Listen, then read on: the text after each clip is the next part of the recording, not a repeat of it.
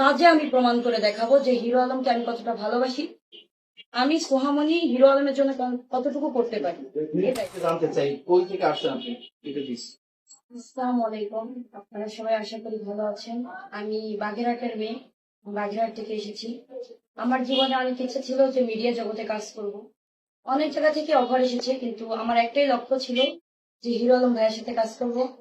ইনশাল্লাহ হয়তো আল্লাহ যেটা মানে মানুষ যেটা আশা করে, তবে আল্লাহ হয়তো পূরণ করে।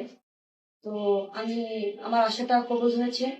আমি হিরো আলম ভাইয়ের সাথে কথা বলছি এবং ইনশাল্লাহ তার সাথে মিডিয়া জগতে কাজ করব এবং দেশবাসীকে সুন্দর সুন্দর ভিডিও যদি মুভি করতে পারি তাও করব, করে দেশবাসীকে নতুন নতুন ধামাকা দিব।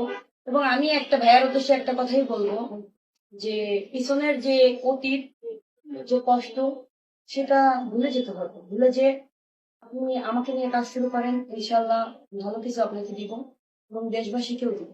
Thank you. আমরা শুনছি আপনি নাকি হিরো আলমকে বিয়ে করবেন। আসলে এটা ভবিষ্যতের কথা। ভালো লাগা থেকে ভালোবাসা হয়, তারপরে হয় বিয়ে।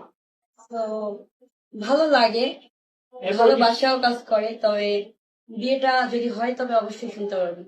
আচ্ছা, অনেকে তো বলে যে আপু আসলে কথাটা যদি মেয়ে আপনি 2 দিন পরে তো তাকে ছুড়ে দিবেন, এটা কি গ্যারান্টি আছে যে ছুড়ে দিবেন? আসলে একটা কথা কি, সবাই এক নয়।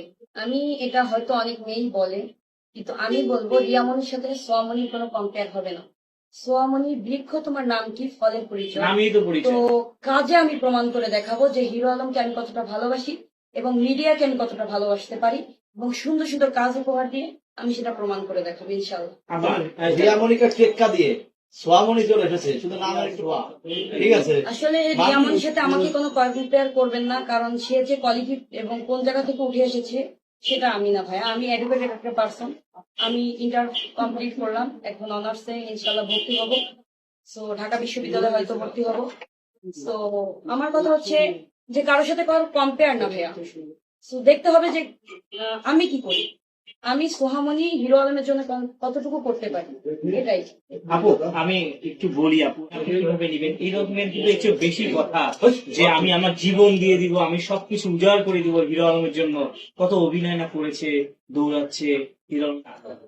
এখন হয়তো মানুষ অনেক কিছু বলে, অনেক কিছু বলতে পারে। এখন এক হাতে কখনো তালি বাজে না যেমন, আর তেমন একটাই কথা, মানুষের সাথে আমাকে কম্পেয়ার করেন না প্লিজ।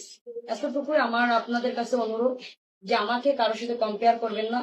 আমি হিরো আলমের জন্য আন্তরিকভাবে কি করতে পারি সেটা আপনারা দেখেন। কি করতে পারেন একটু বলেন তো, আমি একটু শুনতে চাচ্ছি আপনি কি করবেন হিরো আলমের জন্য। তো অনেকেই অনেক কিছু করতে চায়, অনেকে অনেক কিছু এখন দিতেও এটা চায়। ভবিষ্যতের কথা যে কি হবে, এটা তো এখন আমি একটু বলবো না। শুনতে চাই, কারণ কি এইভাবে সবাই বলে আপু হিরো আলম বাংলাদেশের কিন্তু আসলে One of the best person. Person না, সে কিন্তু আসলে তার নাম কিন্তু গুগলে সার্চ দিয়ে সবার আগে পাওয়া যায়।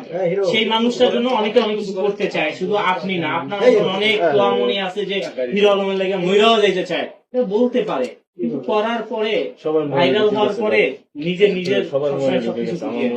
এটা ভাইরাল হয়তো যাই না, আজকের পরে হয়তো ভাইরাল হয়ে যাবে এই কথাগুলো। তো ভাইরাল হওয়ার পরে আপনি দেখতে পারবেন যে আদৌ আমি কথার কাজে মিল রাখি কিনা। তো আচ্ছা, ভাইরাল হওয়ার পরে দেখতে পারবো, ভাইরাল হওয়ার আগে না? না, এখন আমি বলছি ভাইরাল হওয়ার পরে আপনি বলছেন যে আমার ভিতর চেঞ্জ আসবে, বাট চেঞ্জ আসে কিনা সেটা দেখতে পারবেন। না, কি চেঞ্জ আসবে? বিয়ে করে ফেলবেন? করতেও পারি। আমি হিরো না, করতেও পারি না, কারণ হোটেলে পথ পেয়েছেন, এরকম হয়েছে। তো এই রকমের আপনি কি গ্যারান্টি দিবেন? তো আমি বলতে চাই রিয়া মানে প্রসঙ্গটা আমার সাথে না বলাটাই বেটার।